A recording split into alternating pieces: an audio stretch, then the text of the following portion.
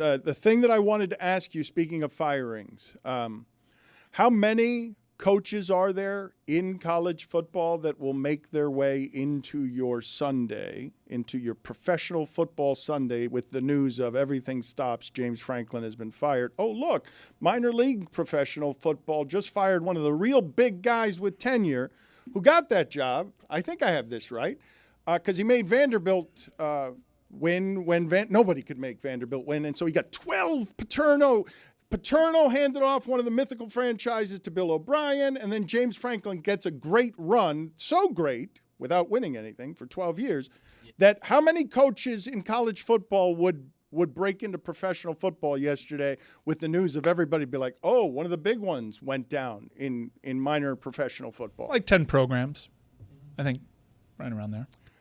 What are the names that you would put ahead of James Franklin yesterday because of an in-season firing where we now know that the stakes are, hey, if you're at one of the big schools now that conference is getting $2 billion, now that conference is about to get private equity $2 billion,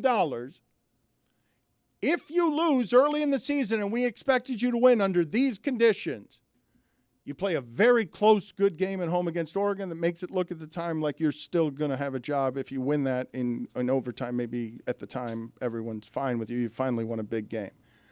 Then you go to UCLA, which is the most glaring example we have in the entire sport this year that it matters how your team is coached, because UCLA with Deshaun Foster was 0-4. They fired him, and now they kicked the holy hell out of Michigan State, which is in the conference that just got the $2 billion. So James Franklin, 12 years ain't what we get around here anymore. You then lose to Northwestern, you lose to Greeny School, you're out. That's the last one. It's the last straw. We'll take 12 years of this bullshit. But School. Once you learn to know, no, everybody knows that. It does make it sound worse. Over Wilbon School? Once you lose to Northwestern, that was the nail in the Franklin coffin. Like, he could have survived it if he had won that game. Once you lose to the nerds, once you lose to the books, they're the ones who tried to unionize. Once you lose to the books, nope. Get out of here. We're taking $2 billion, and we're not losing to Northwestern when we're Penn State. Yeah, but he made the playoffs last year, right? Like, there's no reasonableness in college football anymore. It's this is exacerbated by the whole NIL portal thing. You have to win now. If you have a disappointing season, it doesn't matter what you did a year ago. You start off 3-3. That's a felonious crime. He didn't just make the playoffs. This isn't Boise State.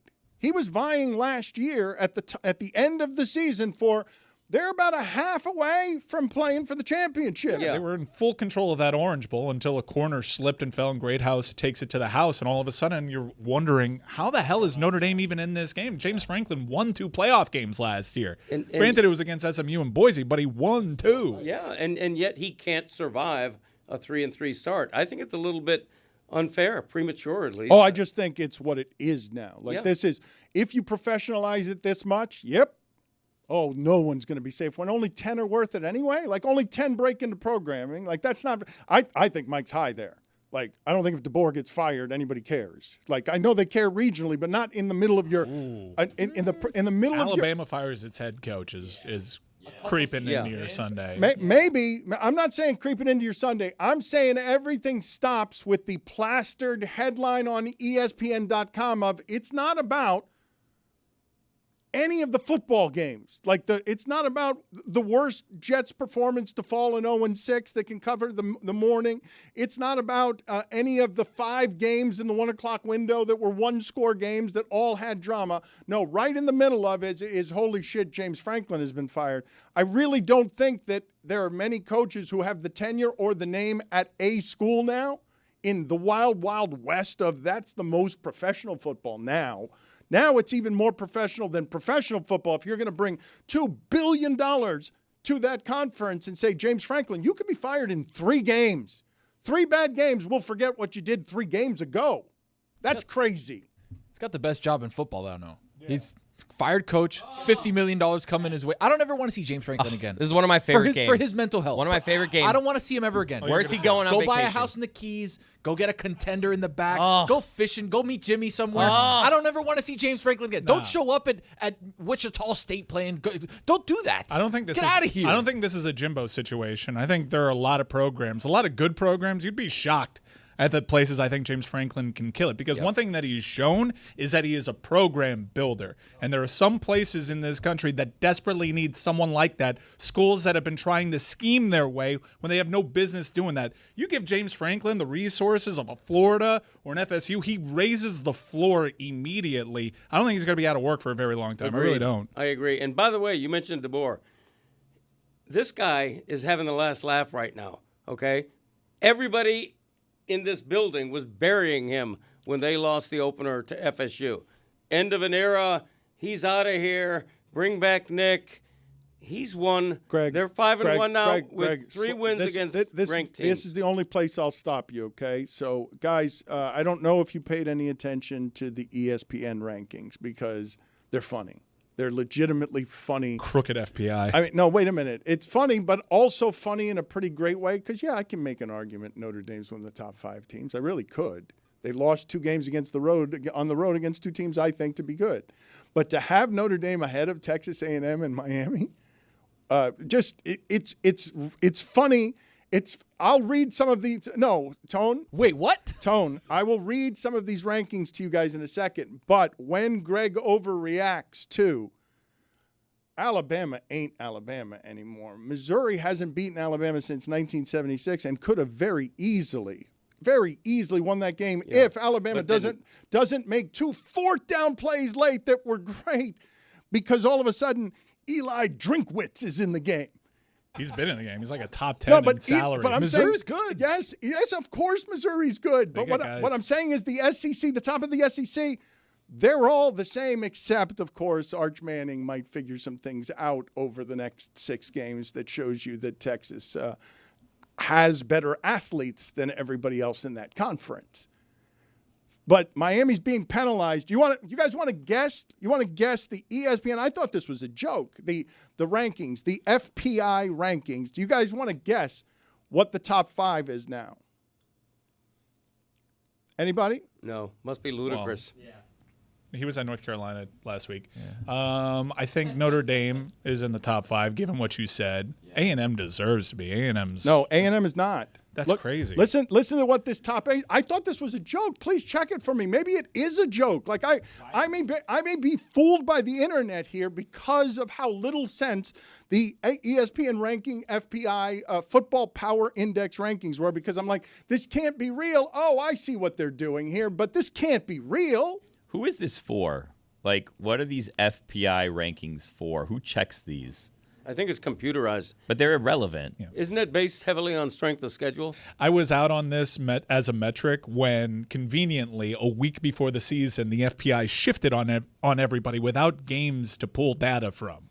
So this is I'm looking at this. I don't know how computer generated this is, but Florida State is still 25, which does not make sense to me after they lose at Pittsburgh. And given that I can actually make an argument for these rankings, I can contort myself the way I did with the Chiefs to make an argument on these rankings based on strength of schedule. But your premise has to be that Florida and Florida State aren't any good and that Miami hasn't beaten anybody.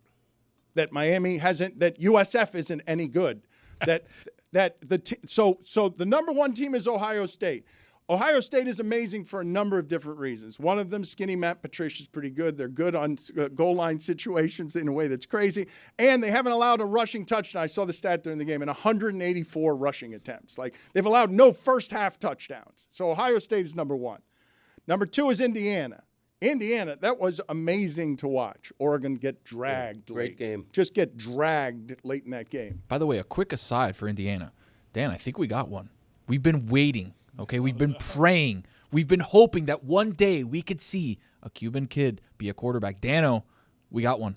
He might be the number 1 overall pick, Dan.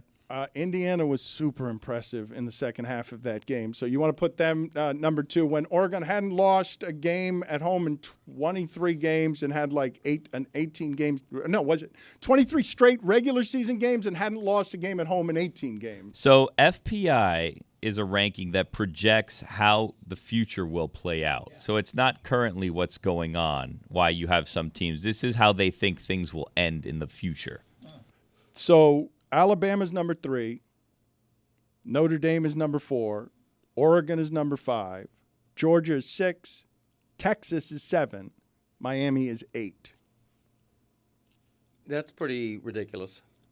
Well, you just got Miami below 2 teams. I mean, Notre Dame, you've got Miami and Texas A&M below Notre Dame when Notre Dame lost to both of them. And the argument would be it was on the road. Both games were on the road, and both games were close. And if you could make an argument for Notre Dame being one of the 5 best teams in the sport. You could, based on what you've seen. You could. It's kind of ridiculous to make an argument that they should be ranked ahead of Miami in any metric, especially when what Billy said is if it's projecting, then what am I to do with the best odds across all of sports betting for a team to go undefeated in that sport belongs to the Miami Hurricanes, in part because of their schedule softening as the season progresses. Yeah, they're going to be favored in every remaining game. But I think it's unfair to say they haven't played anybody. You can only play who you're scheduled to beat, and they have beaten 3 ranked teams at the time. It's patently absurd to say that because their strength of record is good. They beat Notre Dame. They beat USF so badly that people don't even know what to do with that result.